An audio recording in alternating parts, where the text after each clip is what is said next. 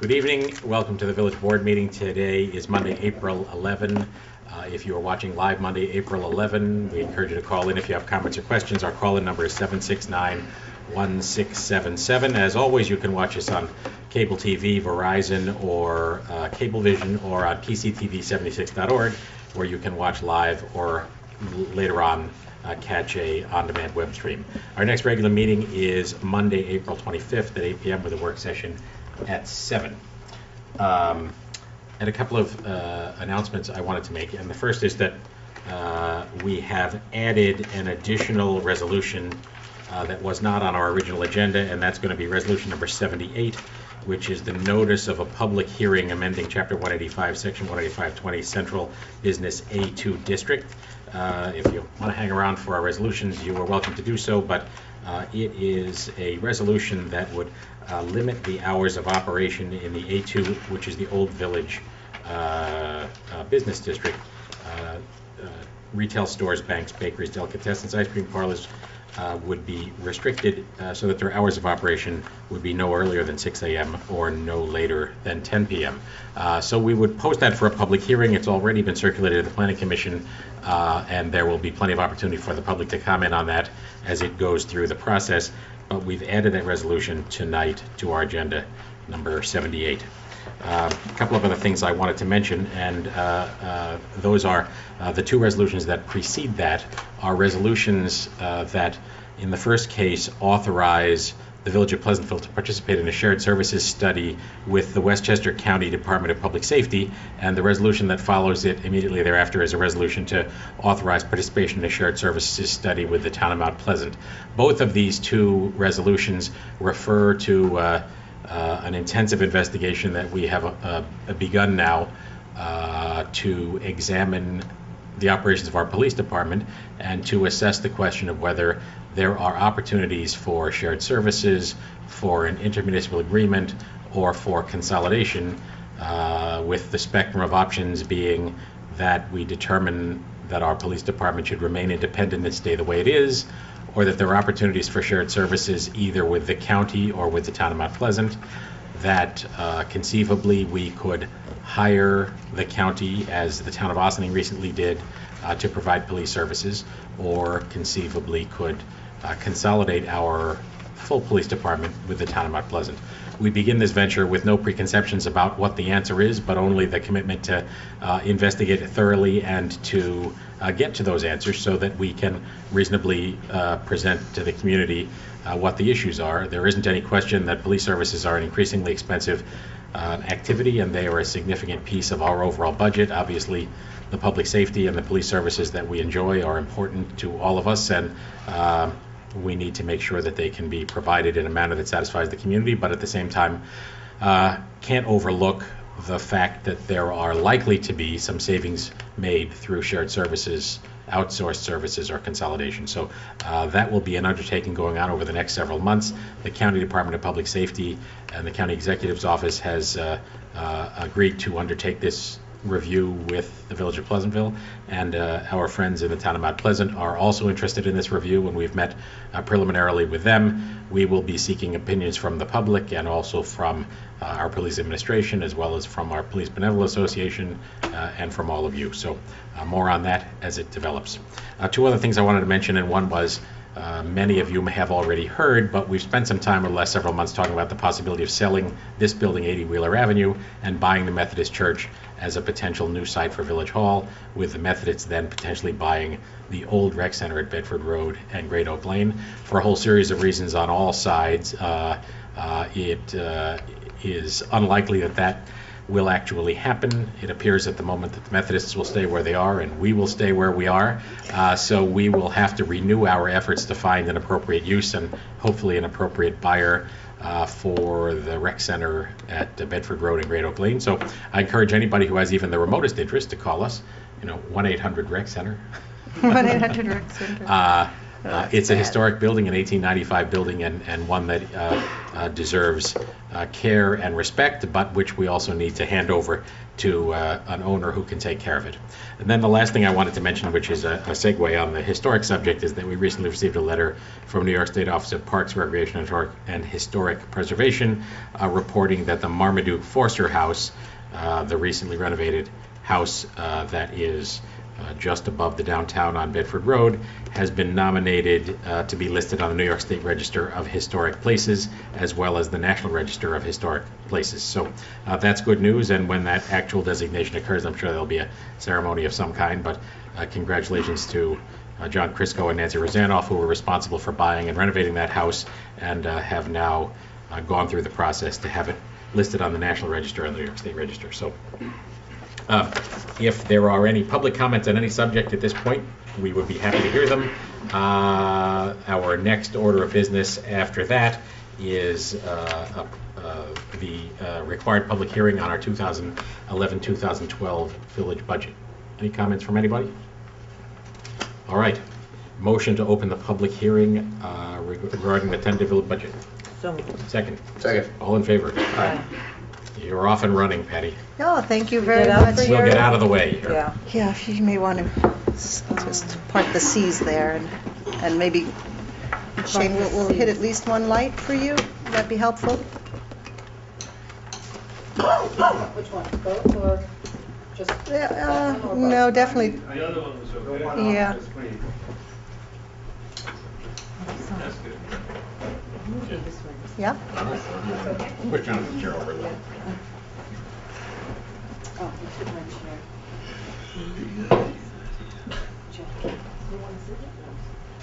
You're all right, Shane? We're good? Okay. All right, well, when we last spoke about the tentative budget several weeks ago, we were working with some assumptions that are no longer true.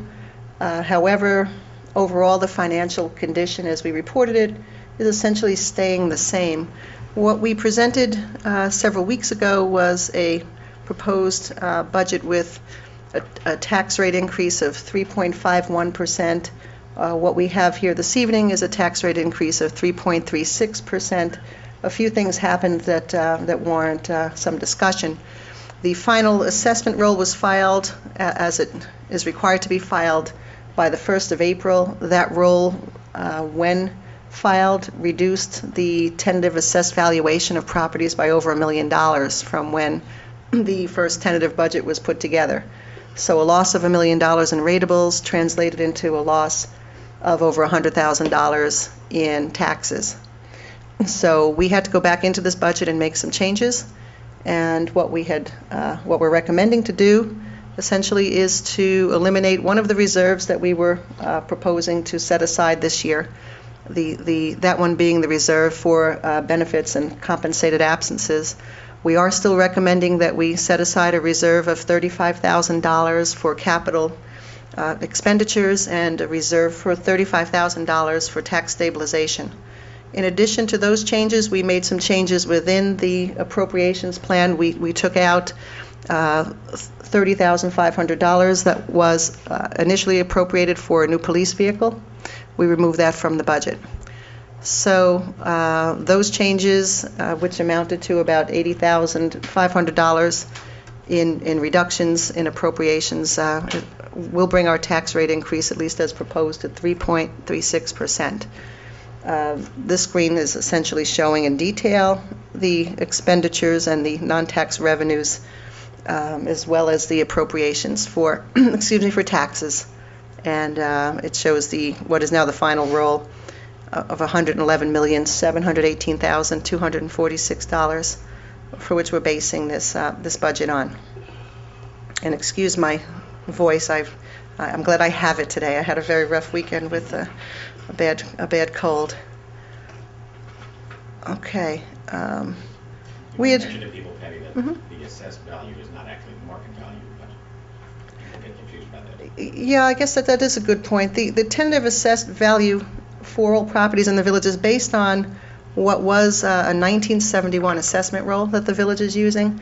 So for the sake of discussion, in 1971, the total real value of all properties in the village was estimated to be about $111 million. If you had $111 million, you could have bought all real property that was taxable at that time.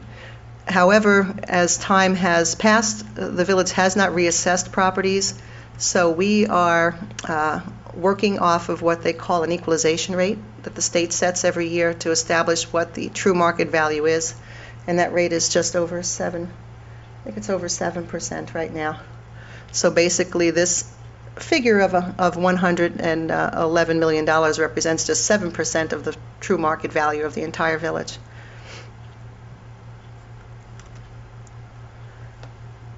I was asked at the last meeting to just give an overview of where we are currently with respect to our fiscal year 2010-11 budget, the budget that we are winding down right now. And I think it's always helpful to look at our current fiscal condition so we can anticipate where we're going into the next fiscal year with respect to our funds available and our financial condition. We adopted this current budget, $12,621,539, and we're projecting ending with a variance of about $398,000 of more appropriations by the end of the year. And with respect to revenues, somewhat of a similar story. We adopted the budget assuming that we would have $12,321,539 in revenue. We anticipated using $300,000 of fund balance to meet this budget when we first adopted it. What we are anticipating at the close of operations, which would be the end of May of 2011, we're anticipating only needing $157,510 in fund balance because of the increased appropriations and the increased revenues. The variances that are here with respect to appropriations, about $300,000 and almost $400,000 worth. Almost all of that is due to certiorieries that had to be budgeted from appropriations that raised not only the budget on the appropriation side, but also on the revenue side, as we took in a bond proceed to pay off half of a certiorari for Foxwood. And there were some other things that happened throughout the year that raised the budget, in particular some extraordinary expenses for legal fees and some other things. So the bottom line is that we are looking at a positive outcome with slight variances in both appropriations and revenues from what we anticipated the spending plan to be. The same story holds true for the water fund. We adopted a budget at $3.1 million with a revenue plan of $2.9 million and a small fund balance appropriation of about $150,000. We are actually going to project that our revenues will exceed our expenses, so we'll be generating a net positive cash flow of about $85,000 in the water fund at the close of the fiscal year. The refuse fund, which is also a fund that's supported by tax dollars, was adopted with a balanced budget with no fund balance appropriation this year. We needed $988,998, and we raised that all through a tax levy. It appears that now, with some of the changes that have been taking place within that fund and some structural changes to the level of resources, human resources in that fund, we are going to generate almost $100,000 in cash back to that fund. And that is why, as if you remember, our budget proposes to have a decrease in the refuse tax this year because we will be generating additional cash for its fund balance. The pool fund was adopted this year with a very small fund balance appropriation. The results of the operations of that fund, similar to the others, will result in less use of fund balance by the end of the fiscal year. So we are, again, projecting a very positive financial picture in the pool fund. This is just a slide that summarizes all of the expenditures by adopted and projected and the variances that I just spoke about for each particular fund.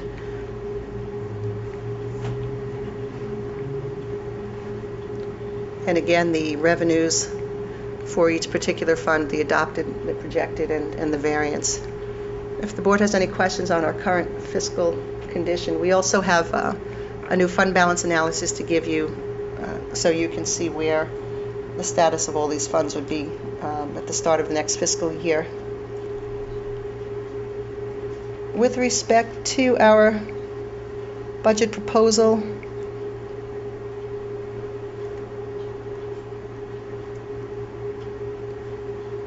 our appropriations plan for the upcoming year is $13,306,017. You can see again how it's supported primarily through taxes. About 73% of the budget is funded through tax levies.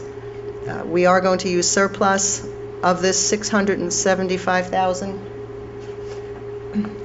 There is $350,000 set aside for the Foxwood Certiorari and $325,000 used to just support the budget, to keep taxes at a reasonable levy. The other revenues are fees and charges and the like that come in from departmental income. So this particular plan would require a 3.36% tax rate increase. Again, we are recommending that we have at least 2 reserves established. After discussing some of the issues with respect to the refuse fund, we thought it's appropriate also to entertain a discussion on whether on establishing a capital reserve for the refuse fund. It's parentheses P, that is a designation that the state comptroller gives the refuse fund.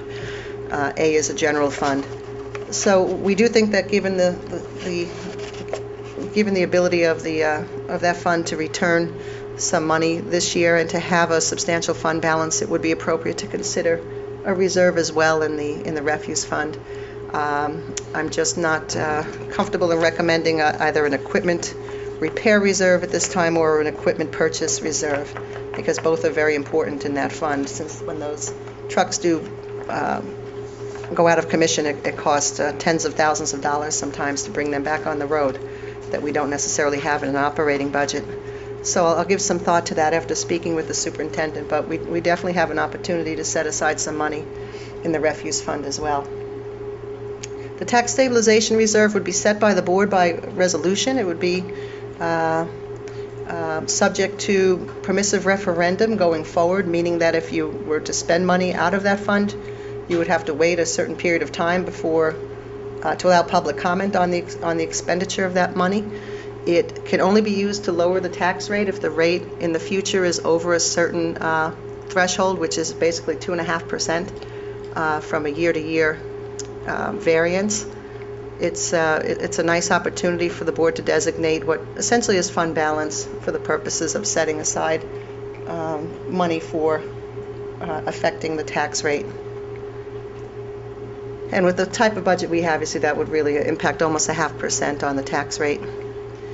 When you break this budget down, according to what the state comptroller requires us to categorize expenses, they break down as follows. There is a category of expense called government support, which is about 12.8% of our total appropriations. It covers all administrative expenses, including justice court, board of trustees, financial staff, and finance departments.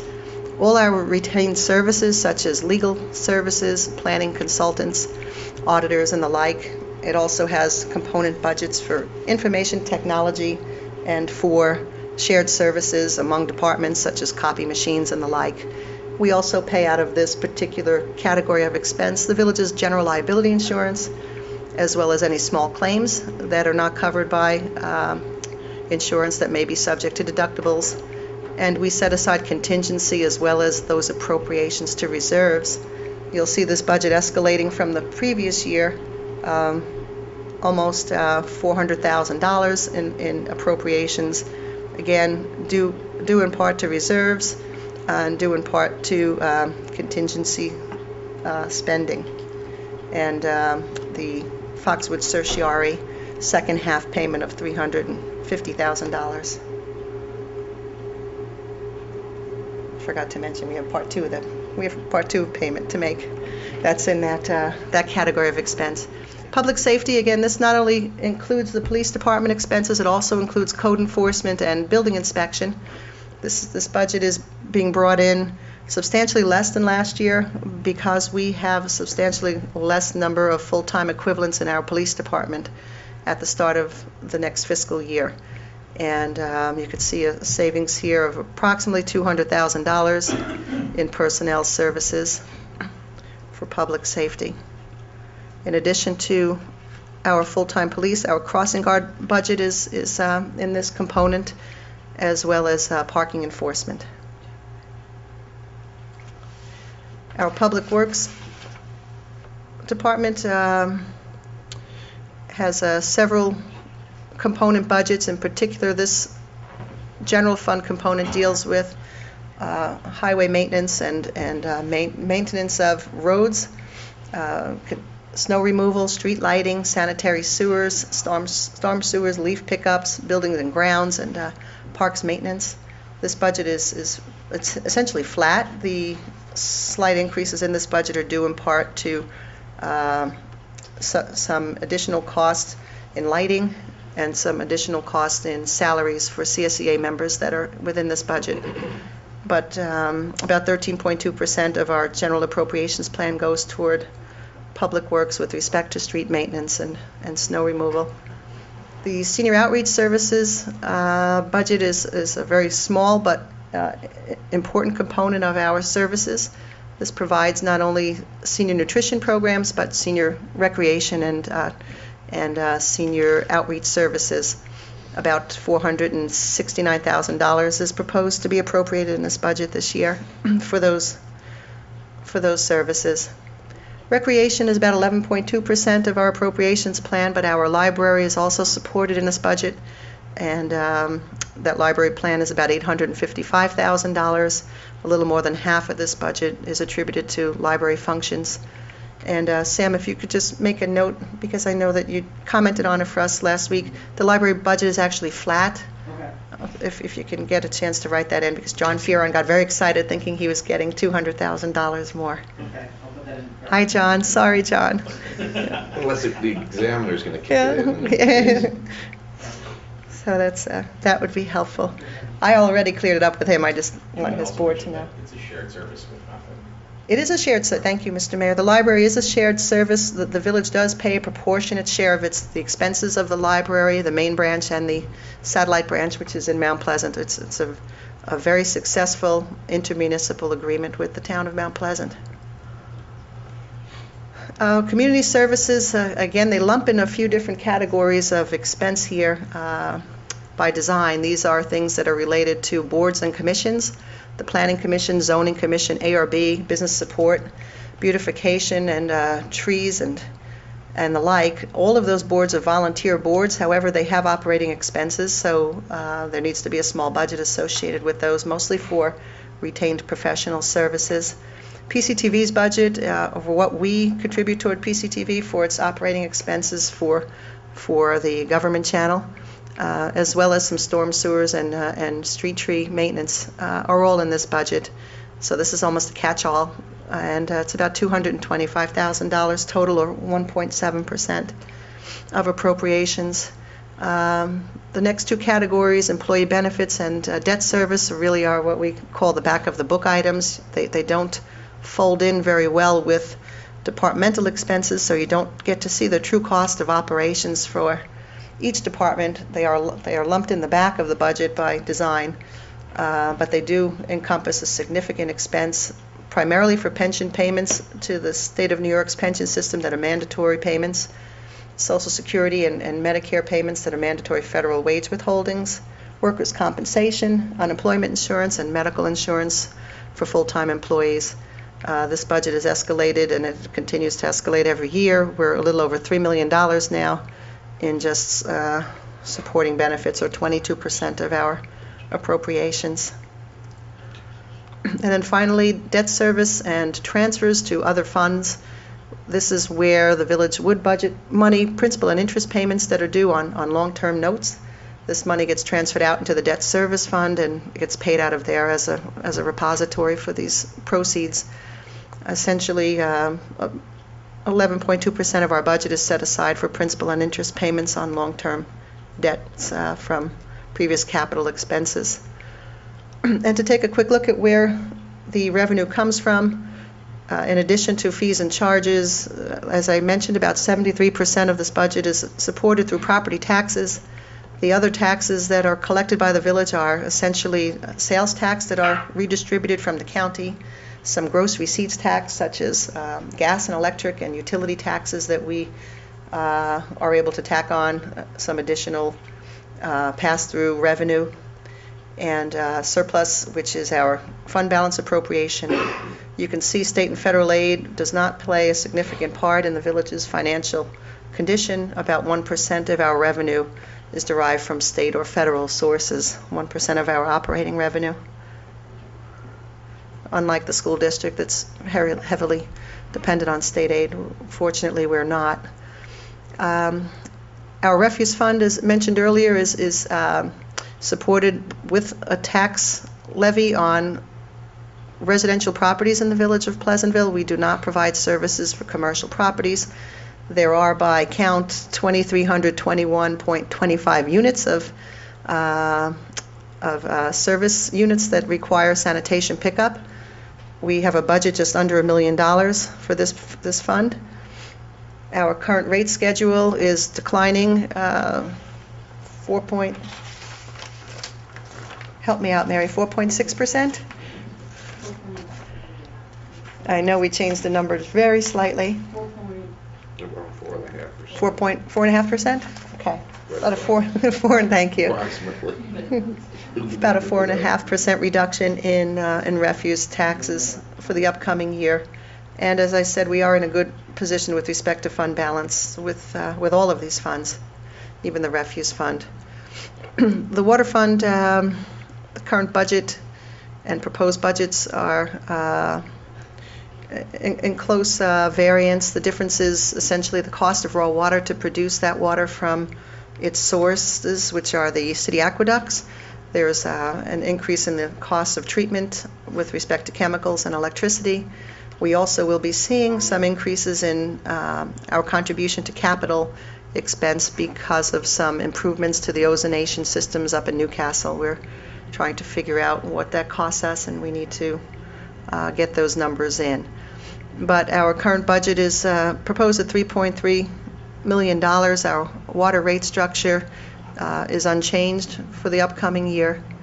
There's a four-tiered rate system in effect. Bulk rate sales only apply right now to Pace University. Non-resident or non-districted sales are the highest classification for resident sales, are $80.43 per 1,000 cubic feet. The pool fund is a small fund that supports just the operations and maintenance of that particular program's budget. It does not support capital improvements that may be necessary. The general fund at large does contribute toward the capital improvements that are required from time to time at the pool complex. But this small budget just deals with the staff needs for the operations of the pool season from Memorial Day through Labor Day. Similar to last year, we've got some economic issues that we are concerned about. Our interest earnings and the interest earning environment was even worse than we thought it was when we started this current fiscal year. And when we started this current fiscal year, we thought it was awful.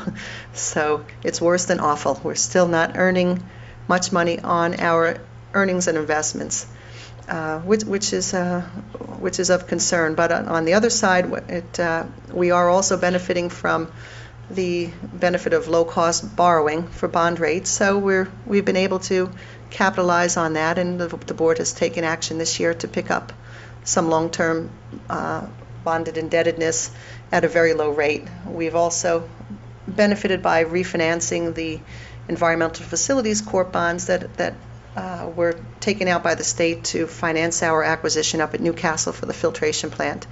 We're going to be saving some money there as well.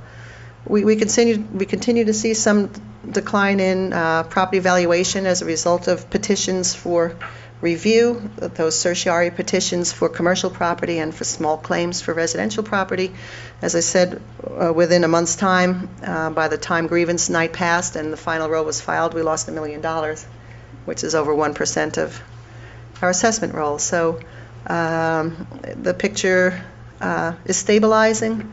However, we are not out of the woods with respect to those types of activities, and I think we're all pretty much aware of what we can expect going forward. Our assessor anticipates maybe a 1 to 2% decline in the next several years until the markets stabilize again. Pension and health care obligations are all over the news. We anticipate having some very fruitful discussions with our employees here about how we can go forward collectively to help keep these costs affordable and help keep the village in a very tenable financial condition. The pension costs, as most of you know, are mandated. The employees pay what they have to pay by law. They cannot pay any more than they're asked to pay by law. Healthcare is another story. There can be some discussion with employees about contributions to their health care plans. But pensions are set by the state of New York, and we're hoping that we see some relief going forward with perhaps some new pension tiers, and that'll give us some room in the future with respect to perhaps additional or new hires down the road. And then our fiscal policies and capital planning efforts. We've made great strides in the past year.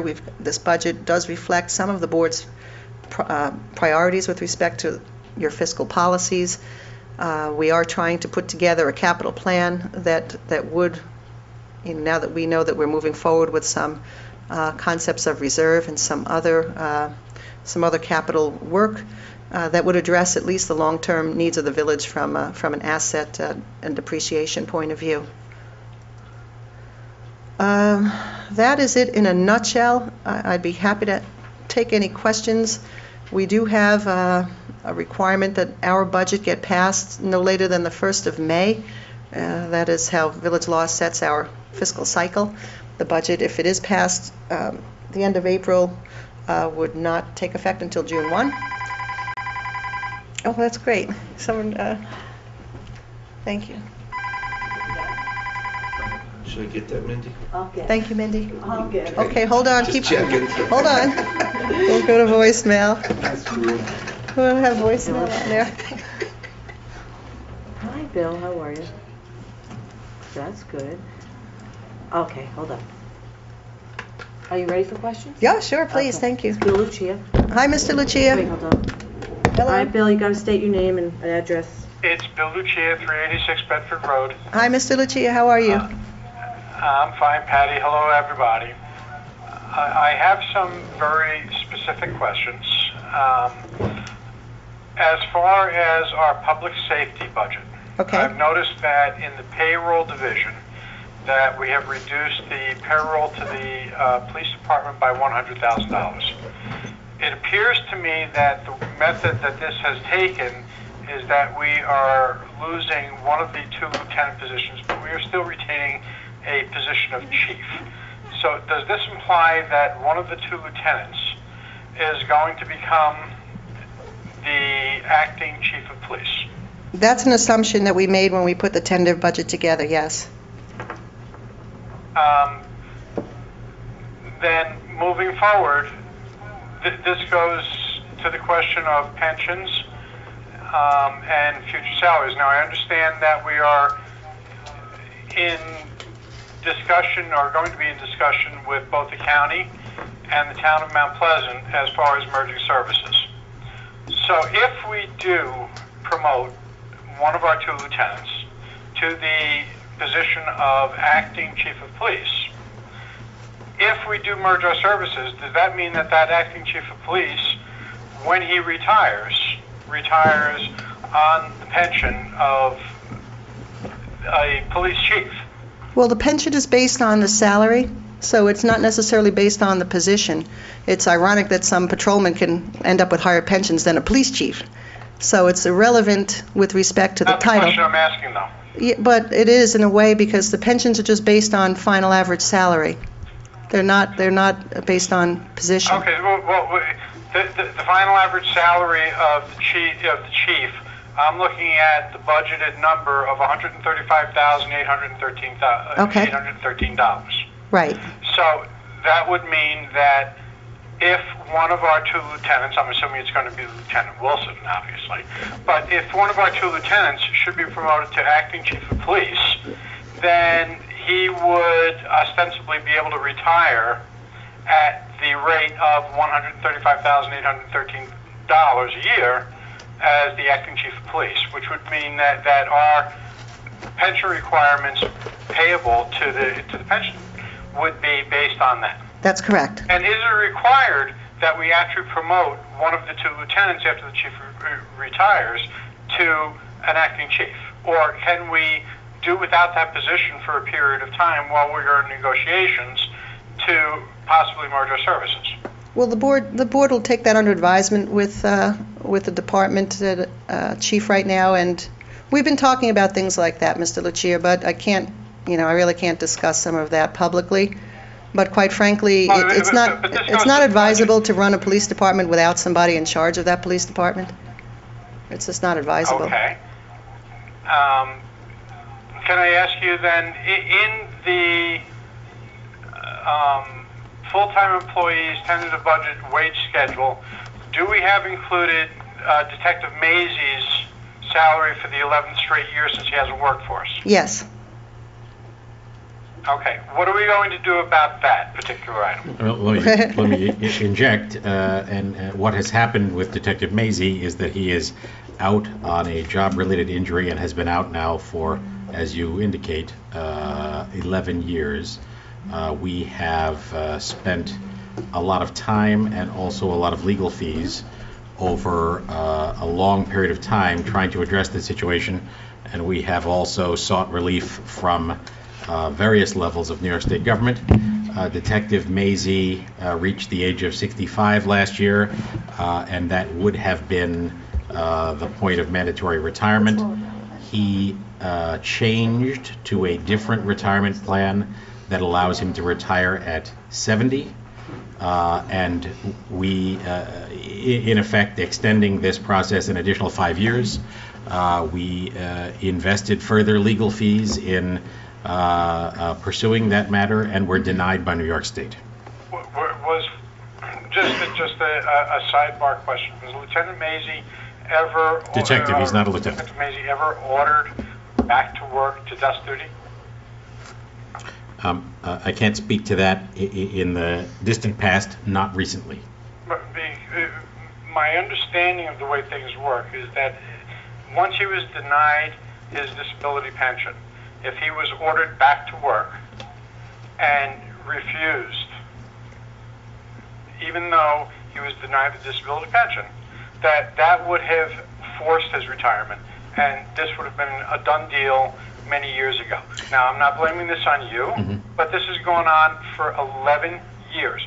So my guess is that we are paying a detective somewhere around $100,000 who hasn't been to work in 11 years. That's the $1 Million Man. That is correct, and I can assure you that everybody sitting at this desk is more frustrated about that than you are, and I'm sure you are plenty frustrated. I am extremely frustrated. I think you're frustrated by waste. I think your analysis of I see coming up. Could I interject? I think your analysis of whether this process could have been short-circuited is not accurate, but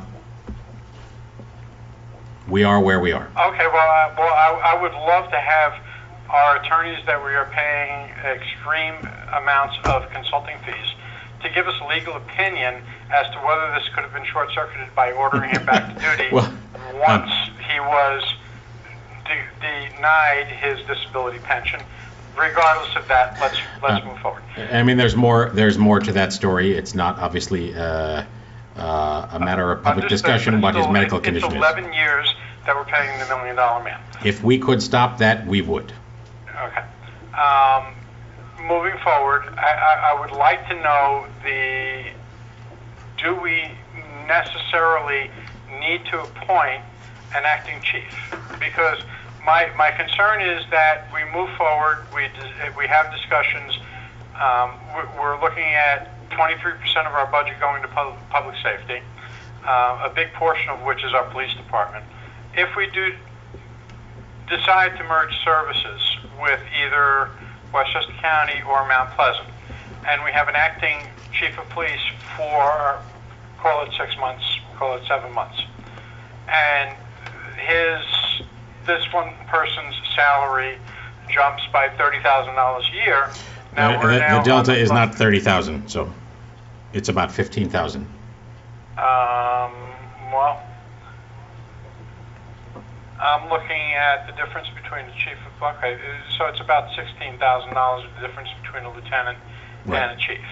But from here until ad nauseum, we will be responsible for the pension for that particular person. Well, just let me touch on that point. I think the first thing to be said is, although collectively as New York State taxpayers, we're responsible for people's pensions as nauseum, within the Village of Pleasantville, we pay into the pension plan based on a percentage of our active payroll.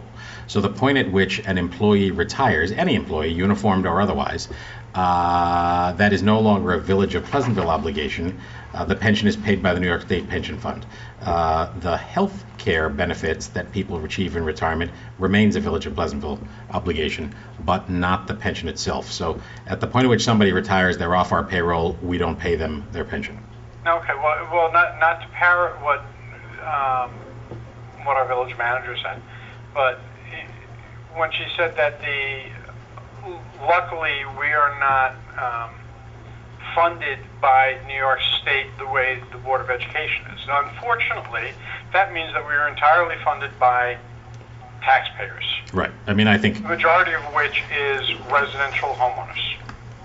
So that every time something happens that affects our out-of-pocket expenses, it is not coming from New York State. It is coming from the residential taxpayers. true. And I don't like open-ended questions when it comes to certain things. The Detective Maisie thing, the entire police department, I think, is, it has gotten way out of hand as far as what the costs are. But Well, and as you heard at the outset of this discussion, we are now in discussions that are And direct and highly structured. I applaud you for that, but my question is, do we restructure our police department while we are in discussions to possibly eliminate our police department, or merge our police department with other services? Is that a requirement that we need to follow? Well, as Patty indicated, someone needs to be in charge. I think what you can take away from the budget is prior to Chief Charlitti's retirement, we had a chief and 2 lieutenants. So we had 3 people at the top tiers of our police department. The budget going forward anticipates only 2. I won't even ask the question as to why we had 3 people at the top of our police department and why we had 2 lieutenants along with the chief. That's another discussion that should have been had years ago. It's a free I won't country. get in. Everybody has an opinion.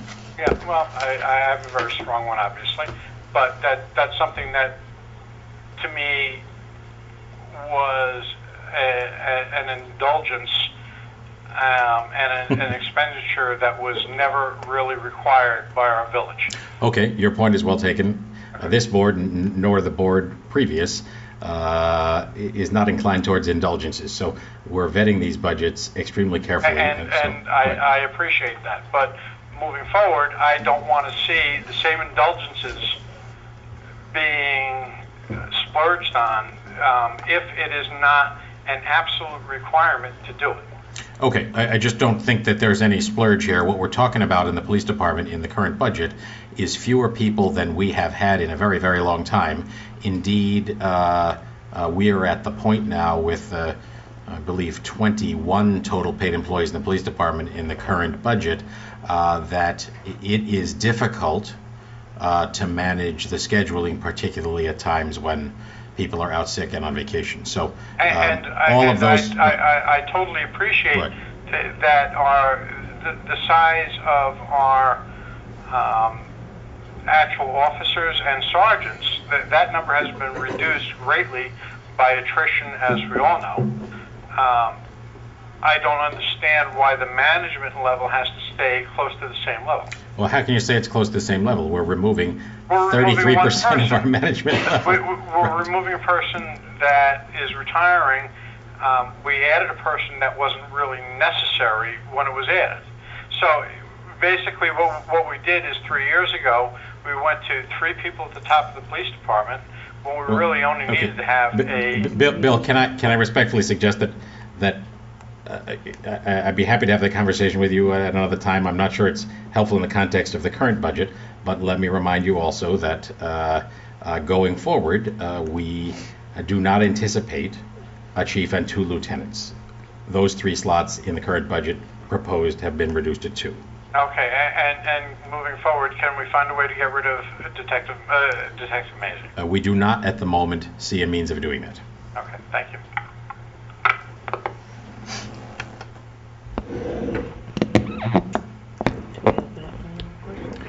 Any other questions? Again, if anybody would like to call in, as Bill did, the number 769-1677. If there's anybody in the audience who'd be interested in asking a question, we'd be happy to do it. As Patty mentioned, we will need to adopt this budget by the end of the month, and we anticipate that we would do that at a regular meeting on Monday, April 25. That's 2 weeks from today. And in the meantime, we'll be continuing to go through the budget as we have over the last several weeks, looking for ways in which we may want to modify it. But I do think that the big takeaway, per Patty's excellent presentation, I thank you very much, Thank Patty, you. Yes, is that was great, and I think very helpful to put the current budget in the context of the budget we anticipate, so that people get an opportunity to assess the results of operations year to date and compare that to what we anticipate for next year. Be reminded that by law, our fiscal year ends on May 31 and the new fiscal year starts on June 1. So the results year to date that Patty described are the results when we are now well into the 11th month of our 12-month fiscal cycle. So certainly the big takeaway, the overarching takeaway, I think, is that Pleasantville, like every other community in this neck of the woods, maybe like every other community in the United States, is being significantly affected by tax certiorari challenges. As Patty mentioned, the Foxwood case was the biggest example in recent years, which required us to pay a $700,000 refund and also knocked, I believe, more than 2%, am I right, Patty, out of the total tax base. This year we've had another % or so loss in the tax base, and the impact of that is that even if nobody spends a dime more than we did last year, when any individual taxpayer pays less, everybody else pays proportionally more. I don't say that to criticize people who aggrieve their taxes. That's your right. That's how you keep government in its box. But the reality we all have to confront is that these certioraries are having a very significant effect on us, and indeed had a significant effect between the posting of this budget at the end of March and the presentation you saw tonight, because there was a further decline in the total tax value, and as a result, a number of things we hoped we'd be able to do this year, including a reserve fund for compensated time that hasn't been paid yet, have been knocked out of the budget. So if you could take away the $350,000, which is the second payment we owe to Foxwood, and the roughly $300,000 in additional employee benefits driven by the mandate from New York State for the pension fund, the world would look a whole lot different for the village of Pleasantville. I do think in the overall, the results of now being just below 3.5%, 3.36, is relatively good news in a difficult time, especially at a time when the board has made a commitment through its policies to start morphing from an environment where we have typically bonded for certain classes of expenses and instead seek to save on an annual basis so that we will buy some of those items for cash. So that is a difficult transition to make, and the reserve funds we propose that Patty described tonight to set up are small starts on what's a bigger challenge. But the other good news, if we can hold on to the tiller until a little later in this decade, is that our overall cost of borrowing, our debt service cost will start to decline significantly a few years out, with a big decline in the year 2018. So I think we have been focused not only on the current year budget, but on the next several years' budget and the long-term results of operations, so that I do think we are setting up the Village of Pleasantville for a sustainable future. And I thank Patty for yeoman service in this regard, and also to Mary Schwartz, our treasurer, and Pam Hoffman, our deputy treasurer, who have been rocks in stormy waters. So thanks very much. The only, I said this before in the earlier meetings, that I do want to look at, though, is, and I think the reserve funds are good discipline. I think we need to have a discussion about the tax stabilization fund, because I find it, well, I'm open to suggestions. My knee-jerk reaction is I find it redundant when we're using fund surplus to the tune of $600 and some thousand to keep taxes down, to also then pay into a tax stabilization fund. I think that the idea of a tax stabilization fund makes a lot of sense in years where you have surpluses, so you can feed it. And I'd like our discussion to revolve around that, and I'm open to maintaining funding that fund this year. I just want to understand the rationale for doing it when we're, in essence, stabilizing taxes with general fund surplus anyways. Another piece of that story which came to mind as you were talking, Patty, is that the governor is in the midst of this effort to force a 2% tax cap. And at the moment, as I understand it, that 2% tax cap does not allow you to remove from the equation things like a big tax cert. So a hit like the Foxwood tax cert almost of necessity drives the village tax rate up over 2%. But in the case of a tax stabilization reserve, it can't be used until the tax increase is more than 2.5. That's right. So right. If the governor were to establish by law a maximum 2%, all of a sudden he validates the fund. We'd have locked up money by state law that theoretically can't ever be legally True. accessed. So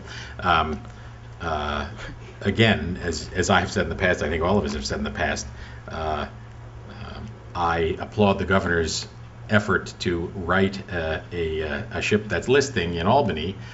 It is not at all clear to me what sense it makes to be driving a mandate of this kind to the likes of us at a time when a big piece of the increases we confront are funding state programs, in particular state pension benefits, over which we have no control. The state has, over a period of years, made the pension plans increasingly lucrative and simply billed us for the cost. So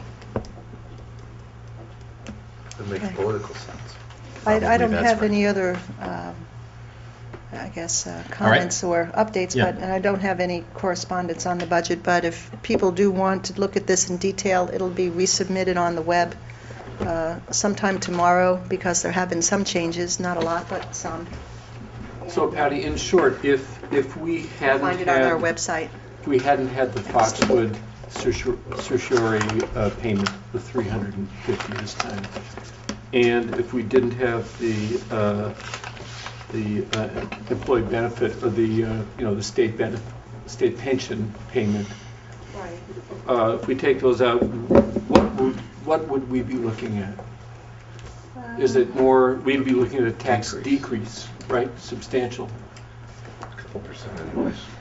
Yes, because Just you'd want be to point talking that out, about, that these were two, if you took out 350,000 right. for the cert, and you took out, let's say, a couple of $100,000 for, 4% right there. right, Right.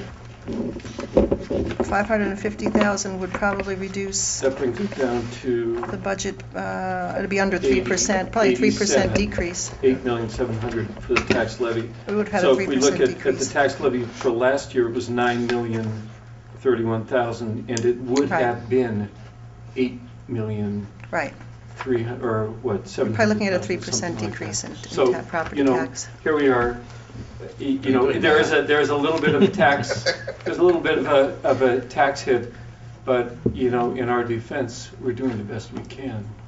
Well, and I think doing quite well in the overall scheme of things. But as per the discussion we just had with Bill Lucia when he called in, there are a couple of aspects of our current payroll arrangements that are probably untenable, which is to say, we will see what the results of our discussions with the town of Mount Pleasant are and with the county regarding any potential revision of the way we deliver police services. But if we were to elect to remain in the current position of having an independent police department, we probably will need to add some officers. We would. Because we have allowed those posts to remain vacant when they've come vacant through attrition. So recognize it, as is true in any workplace, employees get sick, employees go on leave, and in some jobs the desk stays empty until you come back. In the case of public safety, there's a minimum staffing requirement and somebody else has to cover if you're not there. So that requires more warm bodies, and at the moment we are attempting to keep the number as low as we possibly can, pending the further review about ways in which we might restructure the department. Thanks, Patty. You're Thank welcome. you, Patty. Okay. Is there a motion to close the public hearing? Second? Second. All in favor? Aye. Aye. Again, thank you, Patty, and thank you, Mary, for the work behind the scenes. The tentative budget is on the web still, right? Yes. Now, is that the budget that was posted at the end of March? Yes, that presented a 3.5% Right. tax So rate I increase. encourage you to take a look. If you'd like to look through the budget line by line, you can see it or download it at pleasantville-ny.gov. We'll put this one on tomorrow. It's more accurate. We can update, the version that's up there right now is very, very close to the current version, but Patty can post tomorrow the version as it exists right now. And again, we have a couple of weeks where we'll still be kicking around some discussions about each of those lines. So we can go to the resolutions. Steve, number 70. Resolved that pre-check register dated April 11th, 2011, covering check numbers 68991 through 69130 has been reviewed and hereby approved as listed below.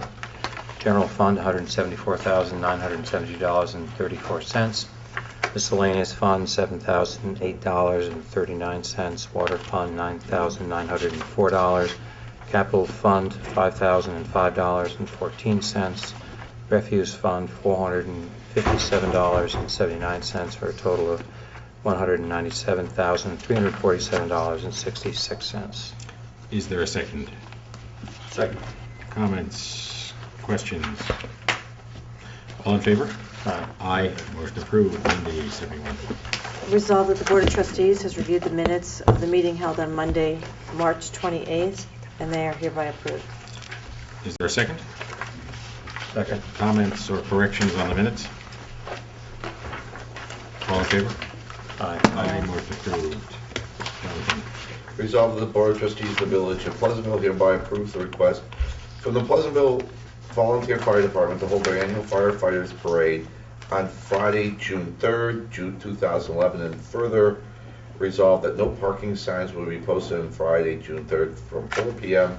to 9 p.m. at the following locations: Memorial Plaza, Bedford Road from Martling to Marble, Manville Road from Grand Street to Grove Street, and Olive Grove Street, Edgewood Avenue from Washington Avenue to Grove Street, and Washington Avenue.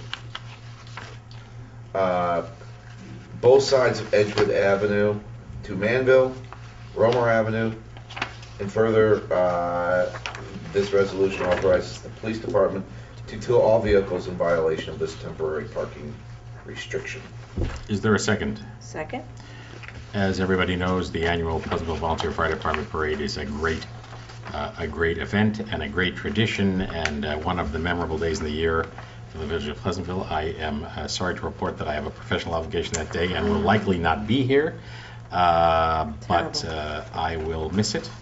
All in favor? Aye. Of Aye. you Motion missing it? approved. Yeah. Okay. So it's under. I do understand. Except, shall we take a vote on that? So you're glad to have me gone.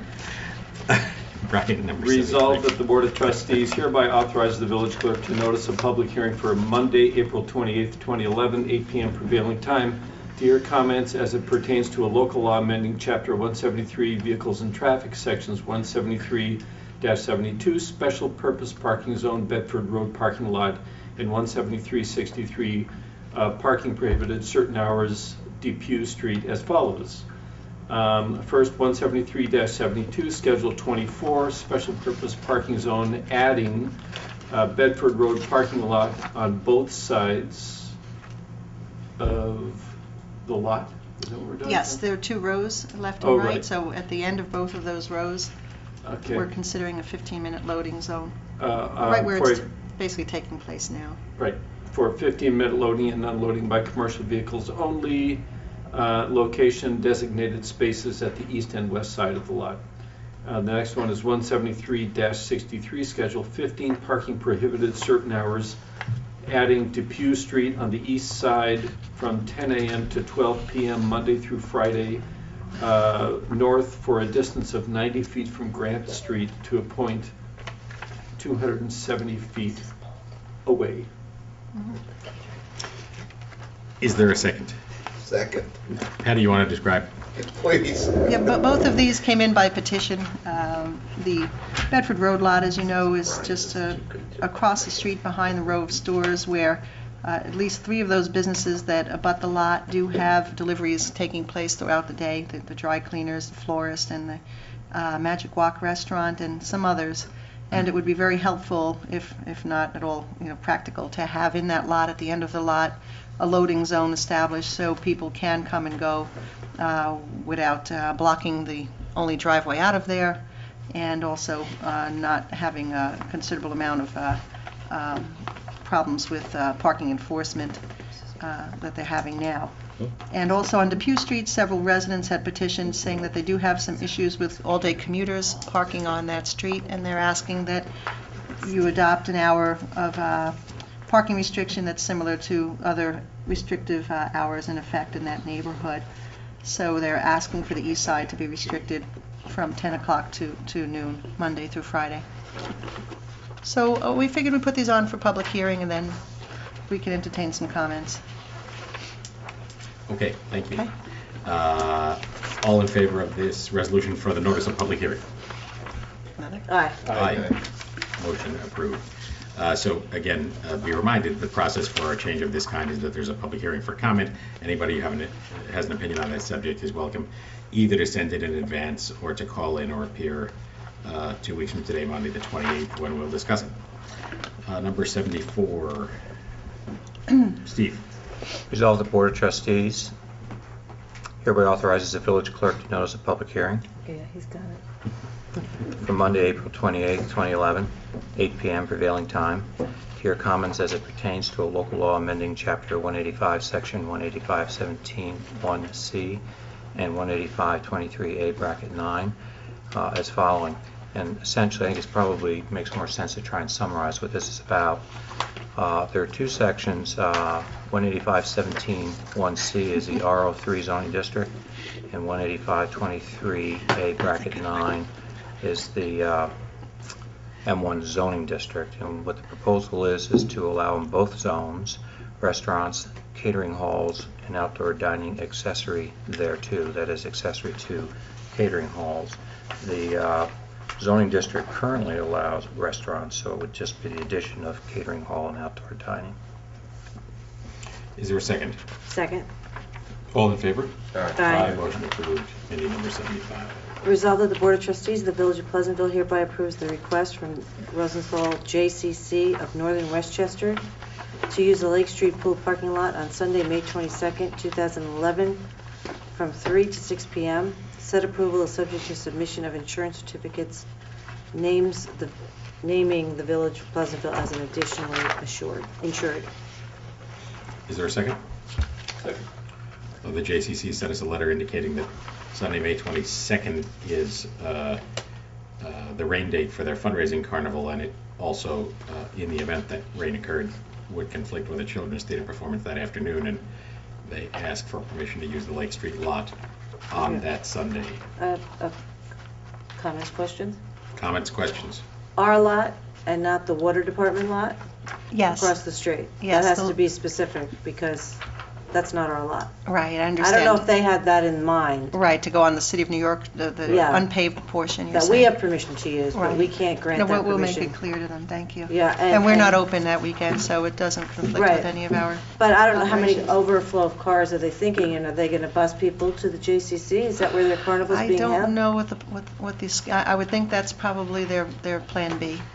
They would have maybe a little shuttle, because it's a long walk. I don't think anybody would be walking You from can't there. walk that. No. So, and this would be triggered only in the event that the carnival got rained out and ended up in its rain date. Well, I just think we need to be specific because our lot only holds about 20 cars. Right. And if they're gonna use a shuttle service, like how are they gonna, it's very dangerous there, pulling in and out. I just, you know, we need to be specific. If indeed it does happen, and if they plan on using it as overflow, it's only overflow of 20, and the traffic in and out of that lot, you know, shuttling people back and forth, you're making that tough right turn up into where it starts Mount Pleasant. I mean, I just think we need to be specific if this does take effect, and that the water lot is not our lot. So, Okay. I don't know what they were thinking. Okay, so, I mean, I They think, could use Leland. you can confirm No, they can't. that. There's no parking. You can confirm that, Patty, with them, that they understand I will. that I'll this just- resolution is obviously, we're only in a position to permit the use of our lot. So, all in favor? Aye. Aye, motion approved. Jonathan? Resolved that the Board of Trustees of the Village of Pleasantville hereby authorizes the village administrator to participate in a shared services study with the Westchester County Department of Public Safety. Is there a second? Second. This is the aforementioned discussion. We'll be going through the analysis of sharing police services with Westchester County, potentially in a manner similar to the recent model established with the town of Ossining, which converted its police services to an intermunicipal agreement with Westchester County Department of Public Safety. All in favor? Aye. Aye, motion approved. Brian, number 77. I'm doing 77, right? Right. Resolved that the Board of Trustees hereby authorizes the village administrator to participate in a shared services study with the town of Mount Pleasant. Is there a second? Second. Same notes apply as just described. We have met with Joan Mayberry and with Chief Alagno in Mount Pleasant, and Patty and the Finance Department will be working with them as we continue to explore what the options might be between the town and the village. And we'll be discussing in a work session a convenient time to have a joint meeting of the Village of Pleasantville Board with the Town of Mount Pleasant Council, not only to discuss this, but to establish what we've been thinking may be a logical annual event to keep the lines of communication open. All in favor? Aye. Aye. Motion approved. Number 78. Steve? Resolved, the Board of Trustees hereby authorizes the village clerk to notice a public hearing for Monday, May 9th, 2011, 8 p.m. to hear comments as it pertains to a local law amending Chapter 185, Section 18520, Central Business District A2, as following. For this particular district, again, the Central Business A2 district, which is really a neighborhood district in the old village, permitted principal uses which currently include structure, building which might be erected, altered, arranged, designed, uses. The lot premises may be used for any of the following purposes and no other. Added to these general uses are retail stores and banks, bakeries, delicatessens, and ice cream parlors with a maximum of 8 seats for customer use. Would be an hour of operation limitation of no earlier than 6 a.m. and no later than 10 p.m. Is there a second? Second. So again, we talked about it at the outset of the meeting. This would establish 4 weeks from today, Monday, May 9, as the occasion to have a public hearing on this proposed change in the Old Village Commercial District. All in favor? Aye. Aye. Motion approved. That being the last of our resolutions, did anybody else have any new business or further comments? I want to mention that I was in Arizona this past weekend, and one of our previous mayors lives in the same place that my in-laws live, and I got to meet with John Guyon for about an hour, him and his beautiful wife Jean, and he's sharp as a tack, as he always was, but it was sort of up on things. He knew that we were considering possibly moving Village Hall into the old village, and he was very much in favor of anything putting buildings back on the tax rolls. He was very upset about that more buildings have been taken off the tax roll. He didn't know about the Hingham Press closing down, so he was concerned about the whole tax levy there.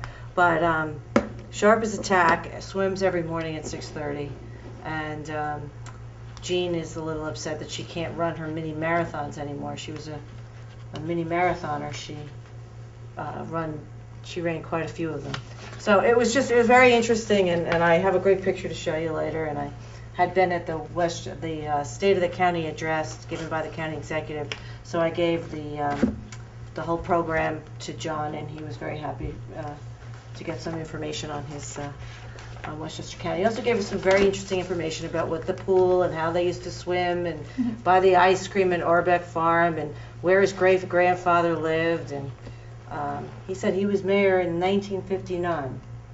Right? Yeah, I think it's 59 to the early 60s. His picture is on the right. I didn't want to tell him that's the year I was born.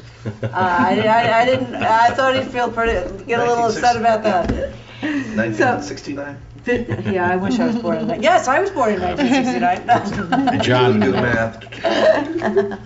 So it was great, and he talked about his grandfather and all the Guions and the houses on Guion Street, and that there was never up until he moved, there always a Guion in that house. So very, very interesting. The railroad, he talked about that when the whole railroad was moved and from being street level to yeah, I think John was the mayor at the time that was done. That the railroad was put into a cut. It used to travel through the village. It was fascinating. I'll tell you, I could have talked to him another 2 hours, but he wanted to go to dinner. He didn't want to talk to me anymore. Well, an extraordinary guy. Thank you for that report. John was a great person to live in Pleasantville, and as you mentioned, part of a long line of Guion Insurance Agency, Guion Street, etc. And not a few people noted that he has a bit of a resemblance to Abraham Lincoln. Well, it's so funny because I also told him, you could watch our meetings if you ever really got a little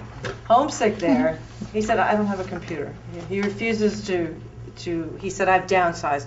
But I was, the day before, I was playing poker, nickel poker, but they took my shirt, 90 and above. I lost my entire $3 that I started with, but they all were talking about John Guion, and this lovely elderly woman leaned over and says, he looks a bit like Abe Lincoln, don't you think? I said, yes. It's been noticed. It's been noticed a lot by the people in Pleasantville. Right. So.